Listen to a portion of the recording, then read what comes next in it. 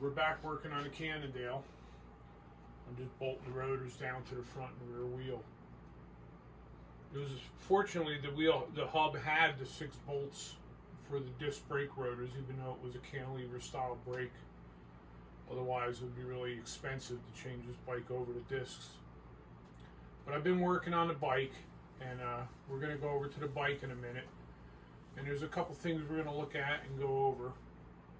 And, but we'll do that after I get these rotors bolted down. Okay, so you see I got the JG bike crank assembly in there.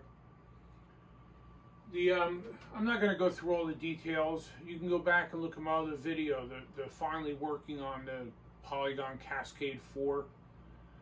And I show exactly how the bearings go in and all that. It's the same thing. I did one spacer on each side, and that's the way I put it together for now. But something I confused a little bit when I did that video. I got the math a little bit. I didn't explain it right. So I want to go over it a little bit more. And I also want to mention that when I'm talking about chain centerline being 50 millimeter, I'm talking about your standard non-boost bike. I'm talking about 135 millimeter between the rails, you know, for the wheel to fit.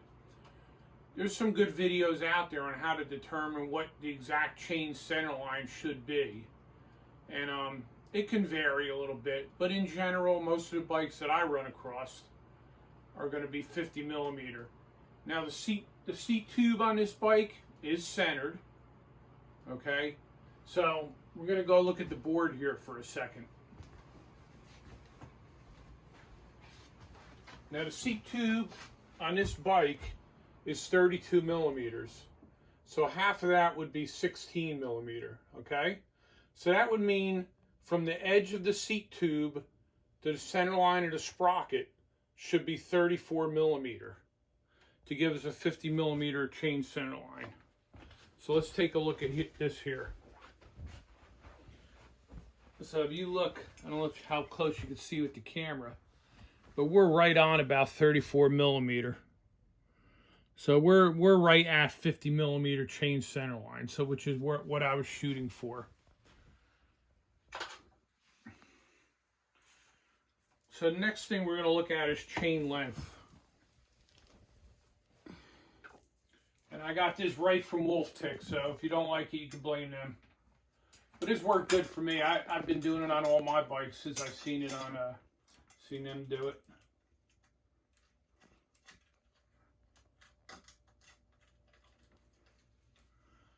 You put the chain in your highest sprocket.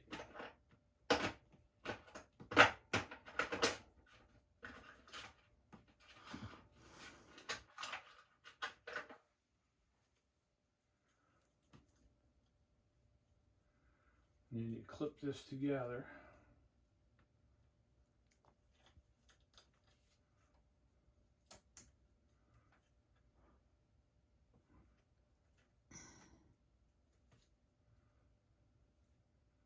And you line this up, and then you want 4 more links from that. So 1, 2, 3, 4, but that wouldn't work because it's a half, you know, it's the open end. So we're gonna split it right there. We're gonna take them links off.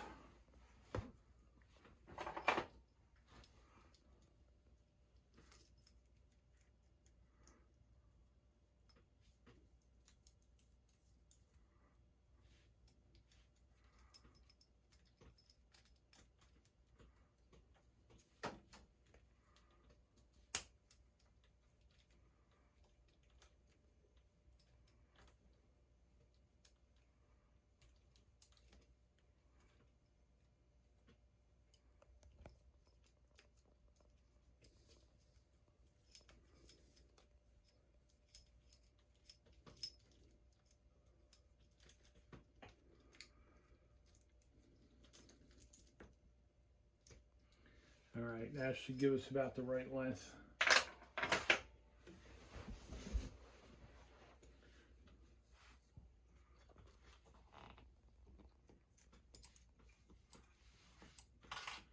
All right, so I'm giving them a new one of these links because I don't know, I've seen on videos where they say they're not always reusable, and this one they say is reusable, so use my little clip tool again to hold everything in place.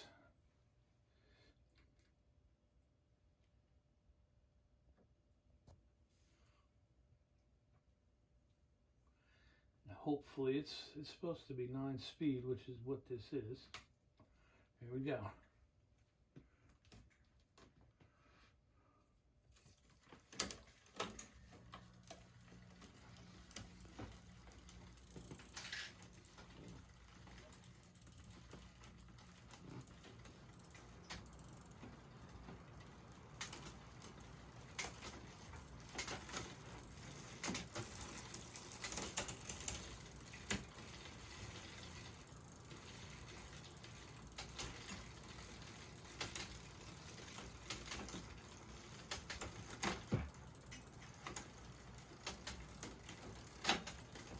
I think we're gonna have to adjust that just a little bit probably. Ain't shifting bad though.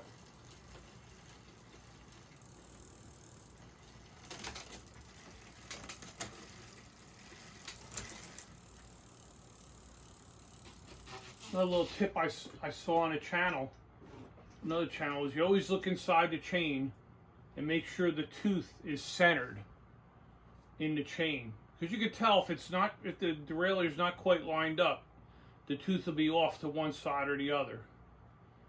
So that's a little tip to remember. All right. And the only other thing I was going to show you, I'm going to put his pedals on.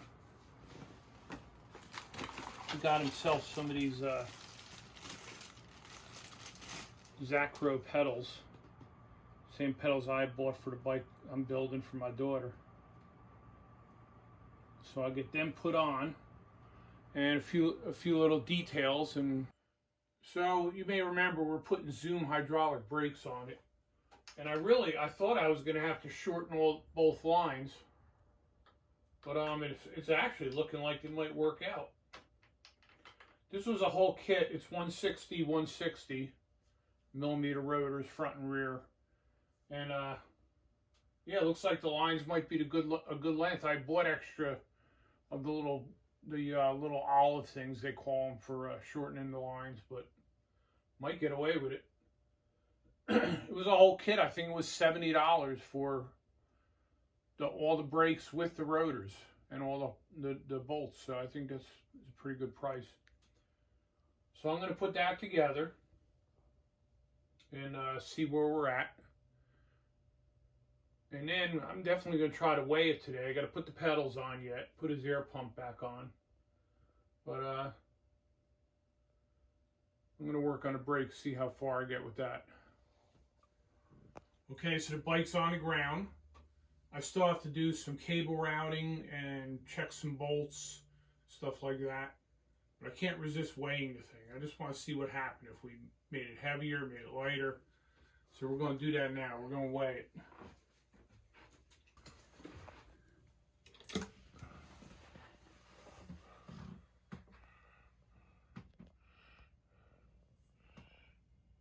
$28.58? 59. 59. $28.59. All right, $28.59. But we have subtract 0.11 for the strap. So it's 28.48. So we about broke even. It was 28.44, now it's 28.48. So we broke even. So I guess that's not too bad. The fork must have been a little bit heavier than that original Cannondale fork head shock. So, but that's not bad. And I get a few things worked out with the bike, and he'll be able to get it back and go riding with his son again. So I think that's a pretty successful project. So we'll see you next time.